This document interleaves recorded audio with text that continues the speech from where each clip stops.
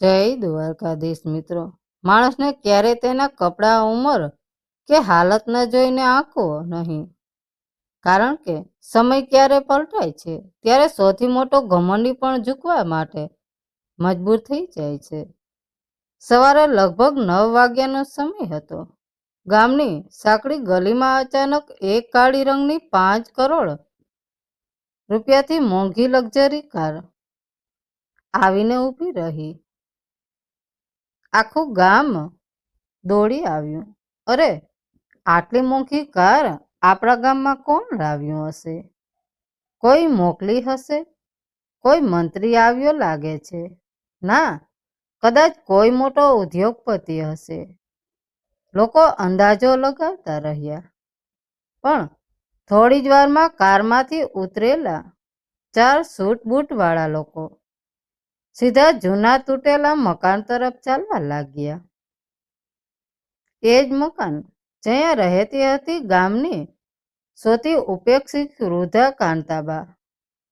ગામના દરેક તેમને કાંતા દાદી તરીકે ઓળખતા હતું. તેમના પોતાના ઘરમાં પણ તેમની કોઈ કિંમત જ ન હતી. પણ આજે એ જ દાદીમાના પગે કરોડો લોકો, કરોડપતિ લોકો નમી રહ્યા હતા. અને ઘરના લોકોના ચહેરાનો રંગ ઉડી રહ્યો હતો. ગુજરાતના એક નાનકડા ગામમાં રહેતી હતી 70 વર્ષની કાંતાબા. ચાલો આપણે તેની આજે વાર્તા સાંભળીએ. ચહેરા પર હજારો કરચલીઓ, સફેદ વાળ, સાદી કપડાની સાડી, હાથમાં જૂની લાકડાની અને આંખોમાં વર્ષોનું દબાયેલું દુઃખ. પતિના અવસાનને 10 વર્ષ વીતી ગયા હતા. તેમને એક જ દીકરો હતો, મહેશ. મહેશના લગ્ન કર્યા પછી ઘરમાં વહુ રેખા આવી.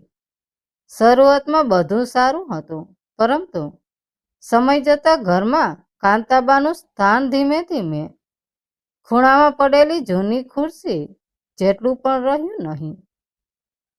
સવારે 100 માટે ચા બનાવતી, પણ કાંતાબાને પૂછતું પણ કોઈ નહીં. તેઓ પોતે જ રસોડામાં જઈને ઠંડી પડી ગયેલી ચા ગરમ કરીને પી લેતા. ઘરની અંદર 4 રૂમ હતા. એસી વાળો રૂમ દીકરા બહુનો, બીજો પોત્રો આરવનો, ત્રીજો મહેમાન માટે, અને કાંતાબા તેમના સ્ટાફ રૂમની બાજુમાં નાનો એક અંધારા ઓરડો મળ્યો હતો, જ્યાં ઉનાળામાં અસહ્ય ગરમી, શિયાળામાં હાડ થીજી જાય તેવી ઠંડી પડતી. પણ તેમને ક્યારેય ફરિયાદ નહોતી કરી. એક દિવસ બપોરે કાંતાબા ધીમે ધીમે રસોડામાં ગયા. તેમણે પ્રેમથી પૂછ્યું, વહુ, આજે રોટલી એક વધારાની મળશે? સવારે ભૂખ ઓછી હતી. રેખાએ ગુસ્સાથી જવાબ આપ્યો, બા, ડોક્ટરે કહ્યું છે ને કે ઓછું ખાવું. આ ઉંમરે આટલું બધું ખાશો તો બીમાર પડી જશો. કાંતાબા ચૂપ રહી ગયા. પણ સાચી વાત એ હતી, રસોડામાં પૂરતું ભોજન હતું, ફક્ત કાંતાબા માટે જ ન હતું. થોડી વાર પછી પોત્ર આરવ બીજા લઈને આવ્યો. રેખાએ હસતા કહ્યું, આ રહો બેટા, ગરમ છે, જલ્દી ખાઈ લે.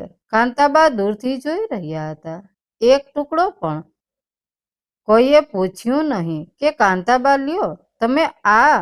તેમણે પાણી પીધું અને પોતાના રૂમમાં જઈને ભગવાન સામે બેઠા. ધીમેથી બોલ્યા, હે પ્રભુ, હું હવે કાંઈ માંગતી નથી, ફક્ત મારા સંતાનોને સારા સંસ્કાર આપજો. આરવ બાળપણમાં જ દાદીનો લાડલો હતો. રોજ વાર્તા સાંભળીને સૂતો, પણ હવે તેના હાથમાં મોબાઈલ હતો. દાદીમાં નહીં. એક દિવસ કાંતાબાઈએ પ્રેમથી કહ્યું, બેટા, થોડું મારી પાસે બેસ. આરવે ફોનમાંથી નજર પણ ઉઠાવી નહીં. ઓ દાદી, પ્લીઝ ડિસ્ટર્બ ના કરો. એટલામાં તેના મિત્રો આવી ગયા. આરવે શરમાઈને કહ્યું, આ મારા દાદી છે. પછી ધીમેથી મિત્રને બોલ્યો, બહાર જ રહેજો. ઓ દાદી બહુ જૂના વિચારણા છે, ખીજાશે અને સમજાવશે. બહુ આ શબ્દો કાંતાબાના હૃદયમાં તીરની જેમ વાગી ગયા. તેમણે પહેલી વાર અનુભવ્યું, ઘરમાં સૌથી મોટું એકાંત માણસોની વચ્ચે જ ન મળે છે. સાંજે મહેશ ઓફિસેથી આવ્યો. કાંતાબા ખુશ થઈ ગયા. મારો દીકરો આવ્યો. બેટા, આજે તારા માટે ગરમ દૂધ રાખ્યું છે. મહેશ સીધાઈ ગયો. માં, તમે આરામ કરો ને, દરેક કામમાં વચ્ચે પડવાની જરૂર નથી. આજકાલના સમયમાં અમાને ખબર પડે છે શું કરવું અને શું ન કરવું. કાંતાબાએ દૂધનો ગ્લાસ પાછો મૂકી દીધો. આંખોમાંથી 2 ટીપા સરકી ગયા, પણ કોઈએ જોયું નહીં. રાત્રે બધા સૂઈ ગયા. કાંતાબા પોતાના ઓરડામાં બેઠા બેઠા જોતા રહ્યા. તેમણે પલંગની નીચે રાખેલું જૂનું લોખંડનું બોક્સ બહાર કાઢ્યું. બોક્સ પર ધૂળની ઝાડ ભરત હતી. તેમણે ધીમેથી તાળું ખોલ્યું. અંદર જૂનો ફોટોગ્રાફ, કેટલાક મહત્વના દસ્તાવેજો, એક સોનાનું પેન અને એક ચમકતું સોનેરી રંગનું કાર્ડ. કાંતાબાએ એક કાર્ડ હાથમાં લીધું. તેમની આંખોમાં અચાનક આત્મવિશ્વાસ ઝળકી ઉઠ્યો. તેમણે ધીમેથી શ્રીમત કર્યું અને બોલ્યા, હવે સમય આવી ગયો છે. ઘણા વર્ષો સુધી મેં મારી ઓળખ છુપાવી રાખી, પણ હવે સાચું બનાવે બધાને બતાવવું જોશે. બતાવવાનો સમય આવી ગયો છે. એટલામાં તેમનો જૂનો મોબાઈલ વાગ્યો. ટ્રિંગ ટ્રિંગ ટ્રિંગ. સ્ક્રીન પર માત્ર એક જ નામ ઝળહળી રહ્યું હતું, ચેરમેન ઓફિસ. કાંતાબાઈએ ફોન ઉપાડ્યો. સામેથી અવાજ આવ્યો, મેડમ, અમે કાલે સવારે 9 વાગ્યે તમને લેવા આવી રહ્યા છીએ. આખા બોર્ડ ઓફિસમાં ડિરેક્ટર તમારી રાહ જોઈ રહ્યા. કાંતાબાઈએ શાંત અવાજમાં જવાબ આપ્યો, હું ત્યાં રહીશ. એટલું કહીને તેમણે ફોન મૂકી દીધો. ઘરની બહાર શાંતિ હતી, પણ આવતીકાલની સવાર આ પરિવારનું આખું જીવન બદલી નાખવાની હતી. જેને દુનિયા નબળો માને છે, ક્યારેક એ જ માણસ પોતાની શાંતિથી ઇતિહાસ લખી નાખે છે. બીજા દિવસે સવારે ગામમાં રોજની જેમ સૂર્ય ઉગ્યો, પણ કાંતાબાના ઘરમાં કોઈને ખબર ન હતી કે આજનો દિવસ તેમની જિંદગીનો સૌથી મોટો વળાંક મારીને આવવાનો છે. રેખા રસોડામાં નાસ્તો બનાવી રહી હતી. મહેશ મોબાઈલમાં ઓફિસની મેસેજ જોઈ રહ્યો હતો. આરવ હેડફોન નાખીને ગેમ અને ગીતો સાંભળી રહ્યો હતો.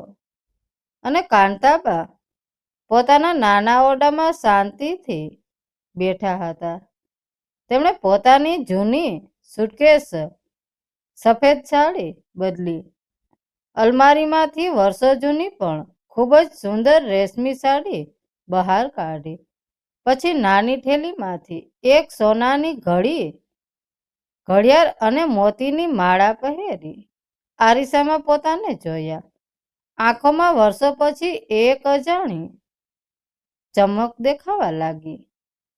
ધીમેથી બોલ્યા, આજે મારું જીવનનું છેલ્લું પરીક્ષણ પૂર્ણ થશે. સવારના 9 વાગ્યા. અચાનક ઘરની બહાર બ્રેક વાગનો અવાજ આવ્યો.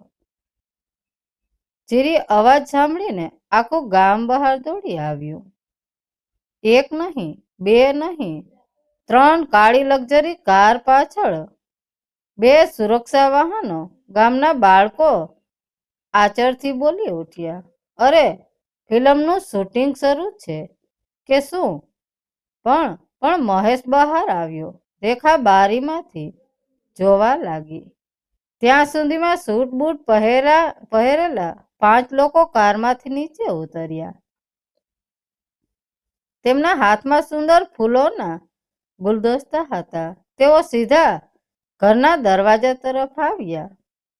મહેશે વિચાર્યું, કદાચ કોઈ સરકારી અધિકારી ખોટા સરનામે આવી ગયા લાગે છે, અને તે હસવા લાગ્યો.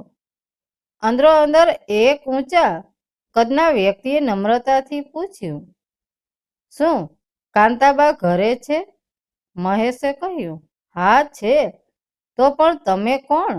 એ વ્યક્તિએ ધીમું શ્રીમત કરીને કહ્યું, અરે, શ્રીધરાજ ગ્રુપના મુખ્ય કાર્યાલયમાંથી આવ્યો છીએ.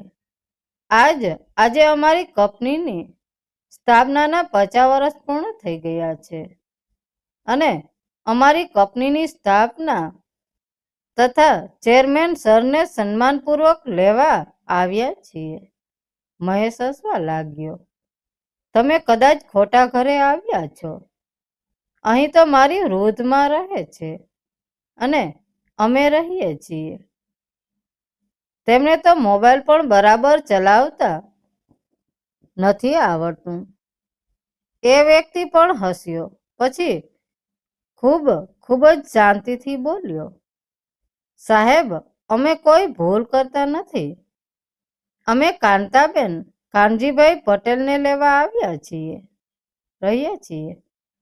મહેશના ચહેરા પરથી હાસ્ય ગાયબ થઈ ગયું.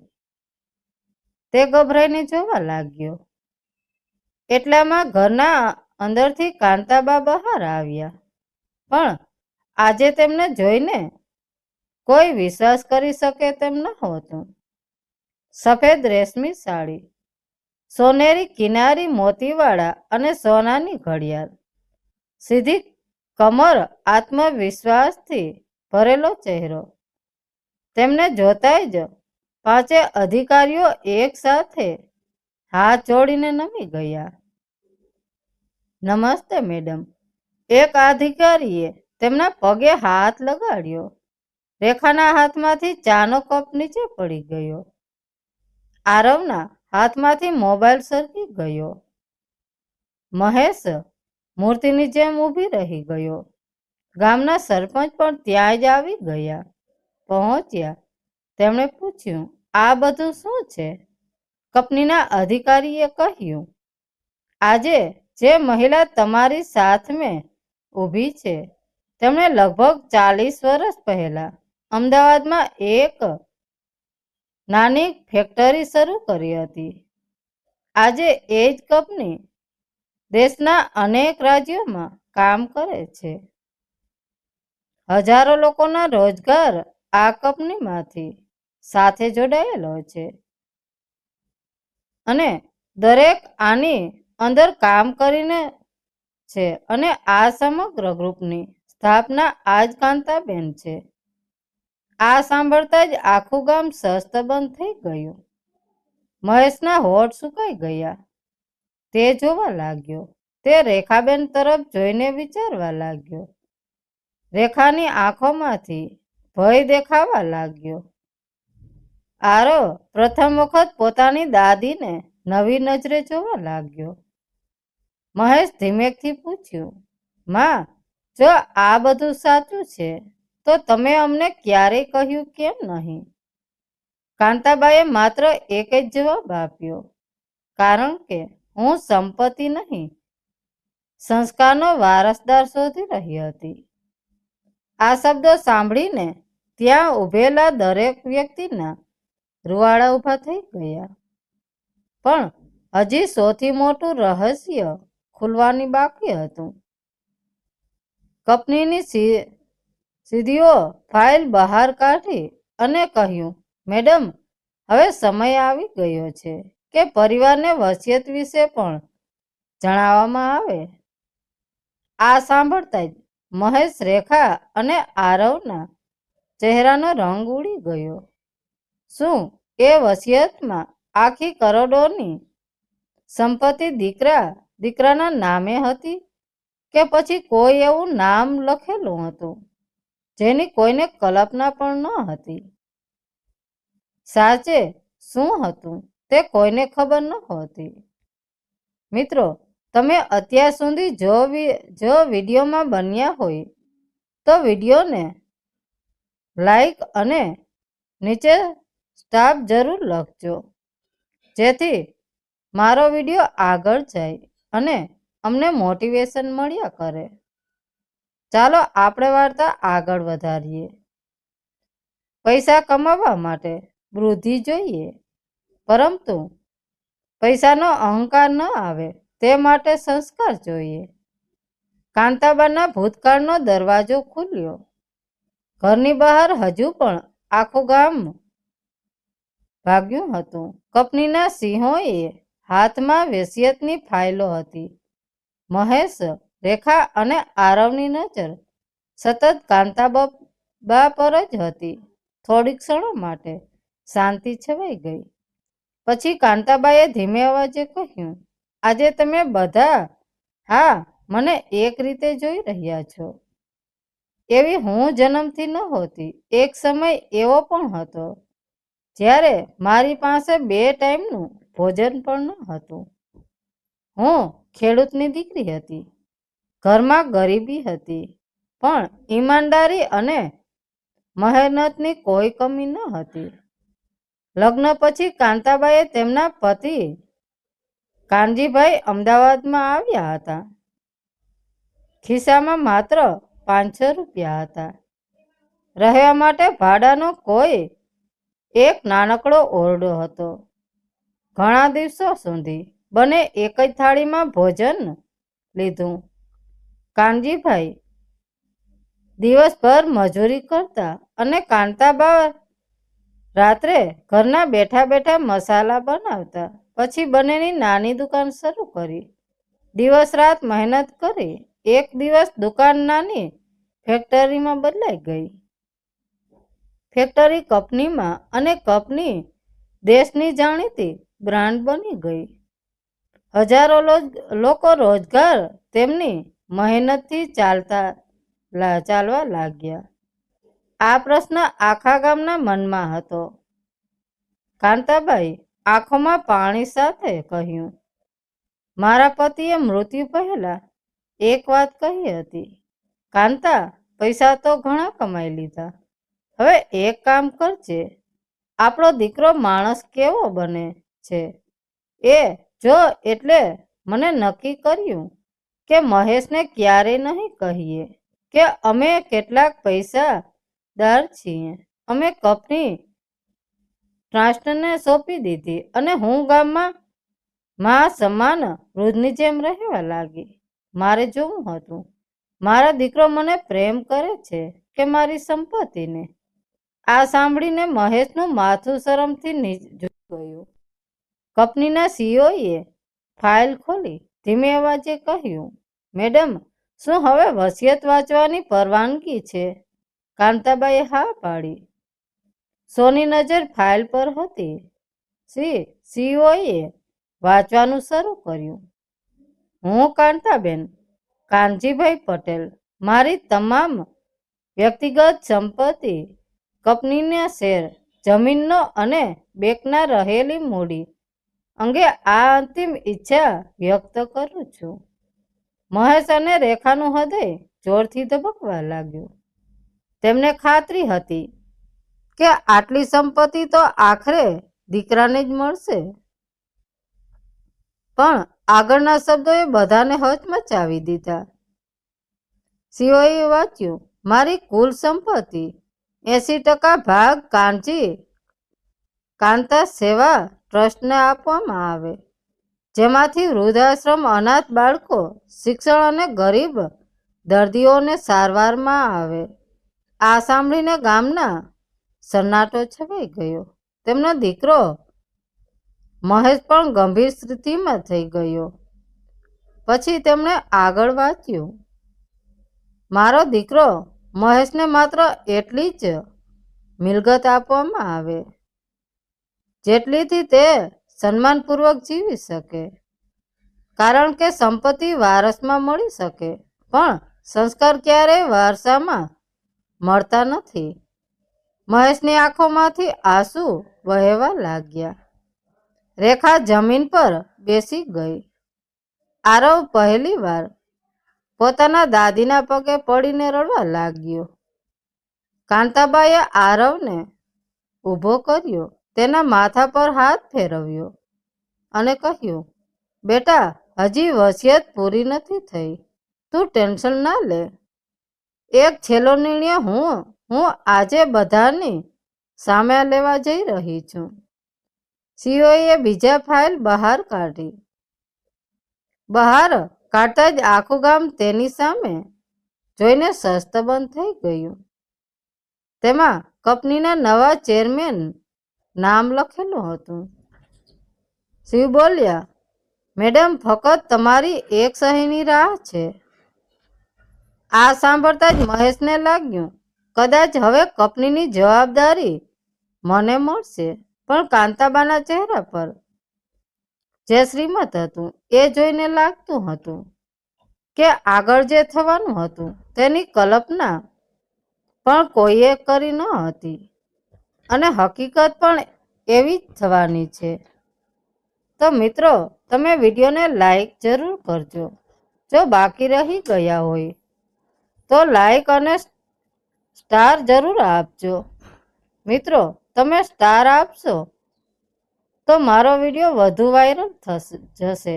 જે ઘરમાં વડેલીનું સન્માન નથી થતું ત્યાં લક્ષ્મી પણ લાંબો સમય ટકતી નથી.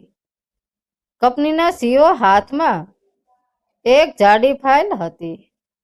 તેમણે ધીમેથી કહ્યું, મેડમ, માત્ર તમારી એક સહી બાકી છે.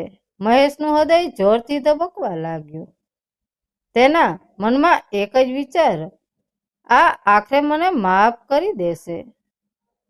આખરે મને માફ કરી દેશે. કંપની તો મને જ મળશે. રેખાએ પણ મનમાં કરોડોના સપના જોઈ લીધા. આરવ તો પોતાની દાદીને જોતો જ રહી ગયો. કાંતાબાએ ફાઇલ હાથમાં લીધી. થોડીક ક્ષણો સુધી બધાની સામે શાંતિથી ઊભા રહી ગયા. પછી તેમણે સીઓને પૂછ્યું, બોર્ડના બધા સભ્યો આવી ગયા છે? જી મેડમ, બધા તમારી હાજરમાં છે. થોડી જ વારમાં કાંતાબા કંપનીના મુખ્ય કાર્યાલય પહોંચ્યા. એટલી મોટી ઇમારત કે મહેશ અને રેખાની આંખો પહોળી થઈ ગઈ.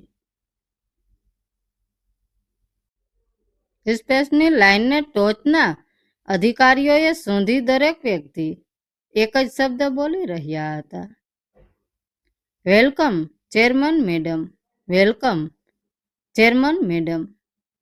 મીટિંગ હોલમાં લગભગ 50 જેટલા ડિરેક્ટરો બેઠા હતા. જેમનું કાંતાબા અંદર પ્રવેશ્યા, બધા પોતાની ખુરશી ઉપરથી ઊભા થઈ ગયા. જોરદાર તાળીઓનો ગળગળાટથી આખો હોલ ગૂંજી ઉઠ્યો. મહેશની આંખોમાંથી આંસુ ટપકવા લાગ્યા. આજે પહેલી વાર તેને સમજાયું, જે માને તે ઘરમાં અવગણતા કરતો હતો તેને જરીએ માન આપતો ન હતો. દુનિયા તેમને કેટલું માન આપી રહી હતી. સીઓ માઇક પાસે આવ્યા. મિત્રો, આજથી કંપનીના નવા ચેરમેનનું નામ જાહેર કરવામાં આવે છે. આખો હોલ શાંત થઈ ગયો. સીઓએ એકવાર ખોલ્યું અને વાંચ્યું, આગામી 1 વર્ષ માટે કંપનીના કાર્યકારી ચેરમેન તરીકે શ્રી વિક્રમ શાહની નિમણૂક કરવામાં આવે છે. આ નામ સાંભળીને મહેશ ચોંકી ગયો. વિક્રમ શાહ? એ તો અમારી કંપનીમાં છેલ્લી 20 વર્ષથી મહેનત મેનેજર છે. કાંતાબા હસ્યા. હા મહેશ, કારણ કે તેને કંપનીની પરિવાર સમજીને સંભાળી છે. વારસો લોહીથી નહીં, લાયકાતથી મળે છે. આ શબ્દો સાંભળીને આખો હોલ તાળીઓથી ગૂંજી ઉઠ્યો. મીટિંગ પૂરી થયા પછી મહેશ પોતાની મા પાસે પડી ગયો. રડતા રડતા બોલ્યો, માં મને માફ કરી દો. મેં પૈસાને મહત્વ આપ્યું, પણ તમને ક્યારેય સમજ્યા નહીં. તમને જરા માન ન આપ્યું. ઘરમાં હું તમારી સાથે કેમ રહેતો હતો તે મને આજે સમજાય છે. મારે તમારી સાચવણી કરવી જોઈએ, તમારી કદર કરવી જોઈએ. હું ખરેખર ખરાબ દીકરો નીકળ્યો. રેખા પણ રડવા લાગી. બા, મને પણ માફ કરી દો. હું તમારી સાથે વહુ નહીં, પણ અજાણી વ્યક્તિ જેવી જ વર્તતી હતી.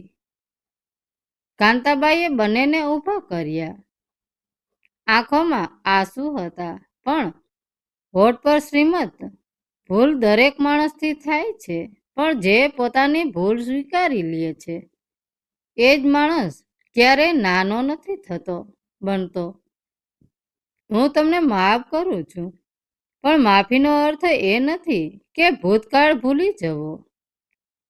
હવે તમારે કર્મથી સાબિત કરવું પડશે કે તમે બદલાઈ ગયા છો. આરવ દાદીમાં પાસે આવ્યો. તે રડી રહ્યો હતો.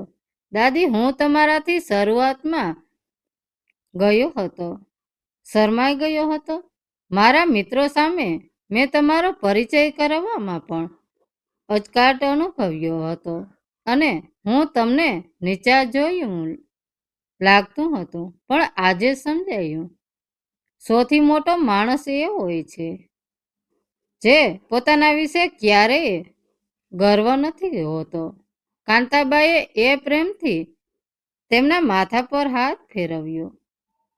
પછી ખિસ્સામાંથી એક જૂની ચાવી કાઢી. આરવ, આ ચાવી મારી મહેનતની નાની ફેક્ટરીની છે. આજે હું આ તને આપું છું. પૈસા નહીં, આ મહેનતની નિશાની છે.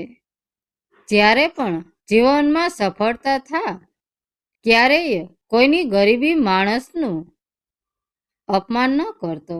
આરવે દાદીમાના પગ પકડી લીધા. 2 દિવસ પછી કાંતાબાઈએ આખાઈમાં ગામની સભા બોલાવી. ગામમાં સરપંચ, શિક્ષકો, ખેડૂતો, મહિલાઓ બધાને ભેગા કર્યા. દરેક લોકો ધીરે ધીરે સભાખંડમાં હાજર થયા. કાંતાબાઈ સ્ટેજ પર ઊભા રહ્યા. તેમણે જાહેરાત કરી, આજથી મારા પતિના નામે કાનજીભાઈ વૃદ્ધ સન્માન યોજના શરૂ કરવામાં આવે છે. ગામના કોઈ પણ વૃદ્ધ વ્યક્તિને ભોજન, દવા કે સારવાર માટે ક્યારેય પૈસાની તકલીફ નહીં પડે. પછી તેમણે જ બીજી જાહેરાત કરી, ગામની દરેક દીકરીનું ઉચ્ચ શિક્ષણ અને ગરીબ બાળકો માટે અભ્યાસ માટે ટ્રસ્ટ કરે છે. તે ટ્રસ્ટમાંથી તેને પૈસા મળશે. અંતે તેમણે સૌથી મોટો નિર્ણય જાહેર કર્યો. દર વર્ષે જે પરિવાર પોતાના વૃદ્ધ માતા પિતાને સૌથી વધુ સેવા કરશે તેમને મારી ટ્રસ્ટમાંથી તરફથી વિશેષ સન્માન મળશે અને આર્થિક પુરસ્કાર આપવામાં આવશે. આ સાંભળતા જ આખું ગામ ઊભું થઈ ગયું. તાળીઓના એવા ગડગડાટ થયો એ ઘણા લોકોની આંખોમાંથી આંસુ વહેવા લાગ્યા. દરેક વૃદ્ધ લોકો જોતા રહી ગયા, અને તેમને પણ તેમના દીકરા સાચવતા નહોતા તે હવે સાચવતા થઈ ગયા. મહેશે પોતાની માને ગર્વથી જોયા. આજે તેમને પહેલાની વાર સમજાઈ ગયું કે કરોડપતિ બનવું મોટું નથી, પણ કરોડો લોકોને દિલ જીતવા એ સૌથી મોટી સંપત્તિ છે. પરંતુ સૌથી અંત હજુ બાકી છે. તે જ રાત્રે કાંતાબા પોતાના પતિના ફોટા સામે બેઠા હતા. ધીમેથી બોલ્યા, કાનજી, હવે મારું કામ પૂરું થયું. એટલામાં તેમના છાતીમાં અચાનક દુખાવો શરૂ થયો. આરવે દૂરથી દાદીમાનો અવાજ સાંભળ્યો અને દોડતો તેમના પાસે રૂમમાં તરફ ગયો, પણ ત્યાં જે દ્રશ્ય જોયું તે જોઈને આખો પરિવાર ફૂટીને રડી પડ્યો. માતા પિતાનું મૂલ્ય તેમને વિદાય પછી સમજાય છે, પરંતુ ત્યારે સમય હાથમાંથી સરકી ગયો હોય છે. અને હકીકતમાં પણ જીવનમાં એવું જ છે. જ્યારે માતા પિતા હોય છે ત્યારે તેની સેવા થતી નથી અને પાછળથી ખૂબ પસ્તાવો થતો હોય છે. ગામમાં રાતના લગભગ 10 વાગ્યા હતા. આકાશમાં પૂનમનો ચાંદ હતો. ઘરના બધા લોકો પોતાના રૂમમાં હતા, પરંતુ કાંતાબા પોતાના પતિ કાનજીભાઈના ફોટા સામે શાંતિથી બેઠા હતા. તેમણે ફોટા હાથમાં લીધો, આંખોમાંથી આંસુ સરકી વળ્યા. ધીમેથી બોલ્યા, કાનજી, આજે મેં આપણું વચન પૂરું કરી લીધું છે. આપણે નક્કી કર્યું હતું કે મહેશને સંપત્તિ નહીં, સંસ્કારનો વારસો આપવાનો છે. આજે મને એ પણ પોતાની ભૂલ સમજાઈ ગઈ. હવે મને કોઈ અફસોસ નથી. તેમણે ભગવાનનું નામ લીધું. એટલામાં તેમની છાતીમાં જોરથી દુખાવો શરૂ થઈ ગયો. તેમના હાથમાંથી પતિનો ફોટો નીચે પડી ગયો. આરવ પોતાના રૂમમાં હતો. અચાનક કંઈક પડવાનો અવાજ સાંભળ્યો. દાદી! એ દોડતો દોડતો તરત દાદીમા પાસે આવ્યો. સામેનું દ્રશ્ય જોઈને તેના પગ કંપી ગયા. કાંતા જમીન પર હતા. શ્વાસ ખૂબ જ ઝડપથી ચાલી રહ્યો હતો.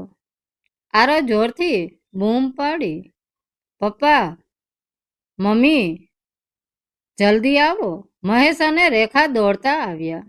જીવનમાં પહેલીવાર મહેશને પોતાની માને બંને હાથથી ઉંચકી લીધા. એ જ માં જેને વર્ષો સુધી એણે એટલી જ રહેવા દીધી હતી. તેને સરખી ગણી નહોતી. તેની સાથે દુર્વ્યવહાર કર્યો હતો. ડોક્ટરને બોલાવવામાં આવ્યા, પરંતુ કાંતાબાએ ખબર પડી હતી કે હવે તેમની અંતિમ ક્ષણો આવી ગઈ છે. તેમણે મહેશને હાથ પકડ્યો. ધીમેથી બોલ્યા, બેટા, આજ સુધી મેં ક્યારેય તારા માટે મનમાં ગુસ્સો રાખ્યો નથી. માતા પોતાના સંતાન પણ ક્યારેય નારાજ નથી રહેતી. પણ એક વાત યાદ રાખજે, ઘરમાં ભગવાનનું મંદિર પછી બનાવજે. પહેલા વૃદ્ધ માતા પિતાને સ્થાન આપજે. આ શબ્દો સાંભળીને મહેશ ફૂટીને રડવા લાગ્યો. પછી તેમણે રેખા તરફ જોયું. દીકરી વહુ બનીને નહીં, દીકરી બનીને દરેક ઘરમાં જજે, કારણ કે એક દિવસ તું પણ સાસુ બનવાની છે. રેખા ધ્રુસકે રડવા લાગી. કાંતાબાએ આરવને જ નજીક બોલાવ્યો. પોતાની આ આંગળીઓમાંથી જૂની સોનાની વીંટી કાઢી તેના હાથમાં મૂકી દીધી. આ વીંટીની કિંમત સોનાથી નહીં, આ તારા દાદાએ મને લગ્નના દિવસે પહેરાવી હતી. એટલા માટે હવે આ હું તને આપી રહી છું. જ્યારે પણ જીવનમાં મોટો માણસ બન, ક્યારેય કોઈ ગરીબ, વૃદ્ધ કે લાચાર માણસનું અપમાન કરતો નહીં. અને દર વર્ષે મારા જન્મ દિવસે વૃદ્ધને પોતાના હાથે જમાડજે અને તેને જમાડીને બોલાવજે. આરવ પણ રડતો રહ્યો. તે દાદીમાના પગે માથું મૂકી દીધું. કાંતાબાએ એક વખત આખા પરિવાર તરફ જોયું. હોઠ પર નાનું શ્રીમત હતું. આંખો ધીમે ધીમે બંધ થઈ ગઈ. હાથમાંથી માળા સરકી ગઈ અને કાંતાબા હંમેશા માટે શાંત થઈ ગયા. ઘરમાં સન્નાટો છવાઈ ગયો. મહેશ જોરથી રડી રહ્યો હતો. માં, એકવાર આંખ ખોલો. માં, મને માફ કરી દો. પણ હવે કોઈ જવાબ આવવાનો ન હતો. હકીકતમાં જીવનમાં પણ એવું જ છે. માતા પિતા હોય ત્યાં સુધી તેની કોઈ સેવા કરતું નથી અને વયા જાય પછી તેના ફોટાને બધું જમાડે છે. જીવતા નથી જમાડતા, પણ ફોટાને જમાડતા હોય છે. અંતિમ યાત્રાના દિવસે આખું ગામ ઉમટી પડ્યું. હજારો લોકો આવ્યા.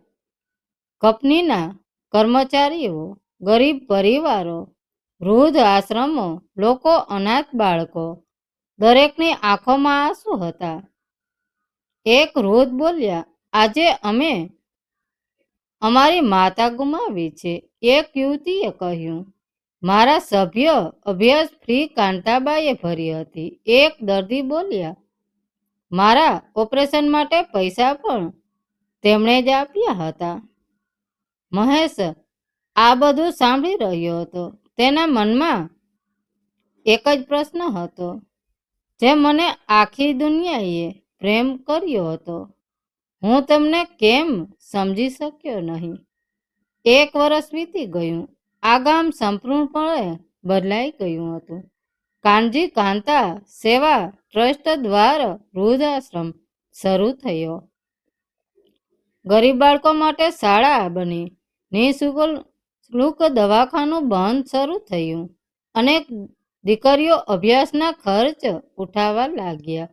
મહેશે પોતાની નોકરી છોડી હવે તે ટ્રસ્ટમાં સેવા આપવાનો હતો. રેખા દરરોજ વૃદ્ધાશ્રમમાં જઈને વૃદ્ધોની સેવા કરતી હતી અને આરવ દર રવિવારે એક વૃદ્ધને પોતાના હાથે ભોજન કરાવતો. તે દાદીમાની વીંટી આજે પણ પોતાના હાથમાં જ પહેરતો હતો. અંતિમ સંદેશ. મિત્રો, આ અંતિમ સંદેશ તમને જરૂર સાંભળજો. તેમાં જે મોરલ રાખેલું છે તે તમારા દિલને ચૂમી જશે. એક દિવસ આરવે દાદીમાના ફોટા પાસે દીવો પ્રગટાવ્યો. ધીમેથી બોલ્યો, દાદી, તમે અમને કરોડોની મિલકત નથી આપી, તમે અમને માણસ બનવાનું શીખવ્યું છે.